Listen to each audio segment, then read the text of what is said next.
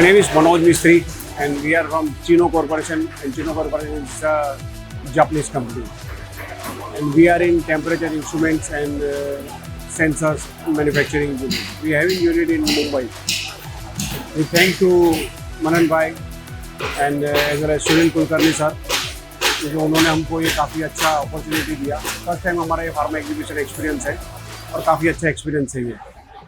और उन्होंने जब सजेस्ट किया तभी हमको ऐसा लगा था नहीं लेना चाहिए एग्जीबिशन, लेकिन आज के बाद हमको ऐसा लगता है एग्जीबिशन में पार्ट लेना चाहिए। तो थैंक्स टू मनन भाई, थैंक्स टू सुनील भाई, उन्होंने काफ़ी अच्छा सपोर्ट किया और हमको लगता है कि हमको आगे जाके और भी एग्जीबिशन में हम लोग इसका पार्ट लेंगे।